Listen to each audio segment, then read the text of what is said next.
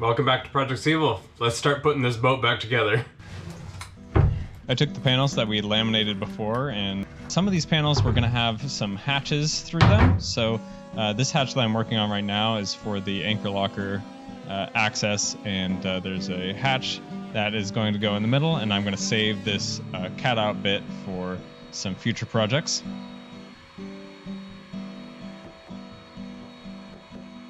After cutting out the hatch holes, I needed to deburr all of these panels, including the ones that I had done for other stuff, and so I spent probably about 5 hours grinding these pieces of fiberglass.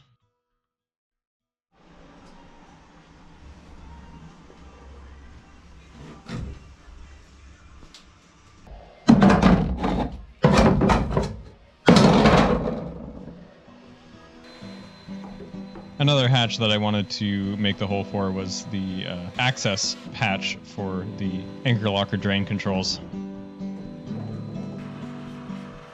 then once the hatches and panels were prepped, then I went through and prepped the surfaces for the panels to be fiberglass too.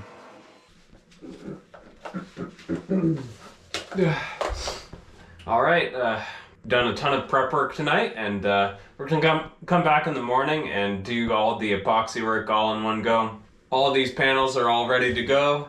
The adapters are ready to go. They're gonna be clamped down and epoxied in with thickened epoxy and maybe some tabbing around, as well as all the panels that I cut out. So it's gonna be something like 20 panels, 20 holes are gonna be filled tomorrow, which is awesome.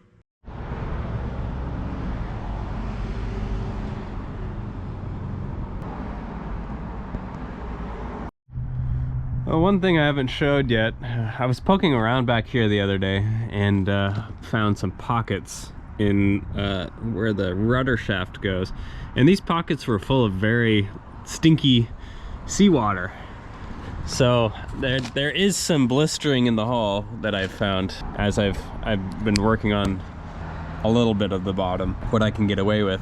So it's gonna look like when I'm repairing the bottom, I'm gonna have to focus a lot on this rudder shaft channel here and do some repairs in there and dig back into these crevices. You can see a little hole back in there. I don't know how far it goes, but I'm gonna have to see and rebuild this hole. Yeah, I'd take this out. It was all delaminated in here. More to think about when it comes to doing bottom work. All right, I'm tired of dilly-dallying. Let's start getting some epoxy going. All right, both of these hatches are gonna require a little bit different of an approach with the thickened epoxy. So for this one, it needs to be on top, and this is just how the hatches fit in. So this is gonna be on top. I'm gonna do some tabbing around the side. I'll probably sand the edges of the adapter I made. And I outlined it so that I knew where to lay on the thickened epoxy. Now for this one, just forward of that one, this one needs to be inside, so I'm gonna clamp it. So I'm gonna clamp it to the bottom here. But what I didn't realize is that this inset is actually 3D. So on the inside, there's a lip here. So I need to outline this hole and then kind of guesstimate where the edge of the lip is on the inside, and then trim the adapter so it's thinner along those areas, so it's more precise, and then clamp it with some thickened epoxy on top of this. All right, everything that I want to do right now is prepped. So we have this surface prepped. I'm gonna wipe it with acetone. That's cut out correctly. I got the clamps ready. Got this hole. This big one that's been bugging me. It used to be the windlass control, but I don't want to put it there. It's in the middle of the boat. I don't know why you would do that. So, yeah, gonna coat that with we're gonna wipe that down with acetone and put a layer of chop strand on it. Maybe some thickened epoxy in there. We got these holes. I've got more that I'm gonna do later, but for now, I'm gonna do the big ones, which is, yeah. Again, we're gonna tab these in with some strands of chop strand and epoxy, maybe some thickened epoxy to help fill in some of the holes. But I'm also gonna come in to the other side and kind of squish in some thickened epoxy to really fill it in, and tab it in from the other side too on another day when it's all stuck in. On top of all that, I want to repair the damage that I did in the last episode chasing those wires. So I've got these panels. I'm going to coat the sides with thickened epoxy and glue them back in. Use some duct tape to help hold them into place while they set. Yeah, because I don't want these holes to be here. Eventually, I'm going to sand them.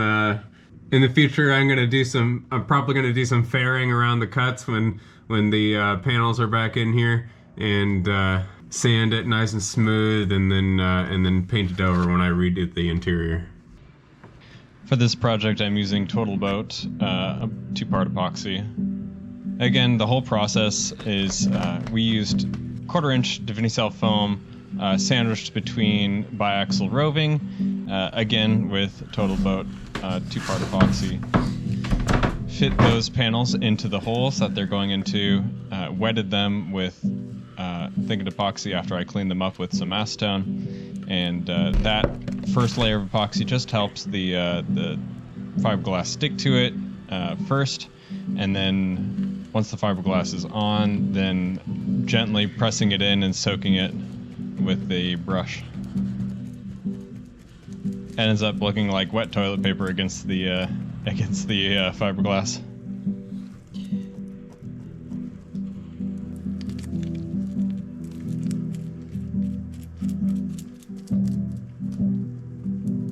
For the thickened epoxy, we're using 406 West System. I found this to be an excellent thickened epoxy, medium.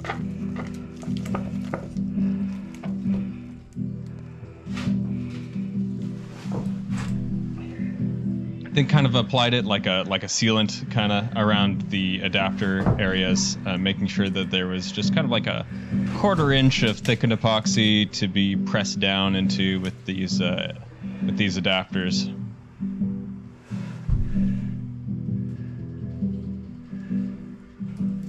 Washing this back, I noticed the edges of the adapters are pretty rough, so that's going to be trimmed and sanded nice when I get to the finishing touches. Now for these adapters, they weren't exactly flat, so using some clamps helps to press the edges in evenly, especially this upper adapter. All right, now we're talking. So we got the adapters all thickened epoxy in, and with this one I put a layer of, or just a strip of chop strand for now. I'm probably going to go around all the sides when I grind it down so that it's nice and smooth transition. I'll probably tab it in some more with the chop strand. So that's going to accept this white hatch that's going to be square. And then same up here, I put thickened epoxy there. This one goes underneath because this black hatch fits into that recess, and then the rounded part is going to be sealed up against that adapter. So that's fantastic, and I was able to clamp it flat, and that'll look good. I also repaired some of the those 3 holes up there. And moving aft, we've got these squares. I've duct taped them in so that they don't fall out in the time that it dries. And yeah, so that looks pretty good. Even if it leaves some duct tape residue, I'm gonna be grinding and sanding and all that before I paint, so I'm not too worried about it. This hole, nice, clean, perfect. Love the way it looks. Yeah, it's gonna be fantastic. And then back here, it's a little dark, I know, but we got the holes all filled in. Some of them with thickened epoxy, some of them with the panels that I made, and then with the larger panels, I went around with chop strand and tabbed all those in. That's fixed up. That's fixed up. I also went through some of these screw holes here and up there on the ceiling. They put like a chart thing there, so I just filled them in. Yeah, tons of little holes. I went around with the thickened epoxy and filled those in. So I want to thank you for watching. In the next episode, I believe, is the State of the Project episode, where we talk about progress towards the circumnavigation ultimate goal. A lot of the sales that we're going to do in between, and like progress on the financial front, and and some changes to the circumnavigation route, given some new information and maybe hitting some new species that I didn't think I was going to get to. I'm hoping this boat is going to take me across the Pacific 3 times and the Atlantic 3 times, given the routes that I'm choosing. So I hope you stick around long enough to watch that happen. It's going to be over the course of the next 10 years at least. So thank you everybody for your support. Thank you to everybody on the Patreon. Thank you to Jim for supplying this epoxy. I'm getting pretty low again, so anything helps right now, and of course my whole family appreciates you guys' help, so thank you so much, and looking forward to updating you guys on future plans and continuing this interior rebuild. Hopefully by summer we'll have the interior done, and then we'll be able to be working on the exterior more freely. See you next time. Thanks for watching.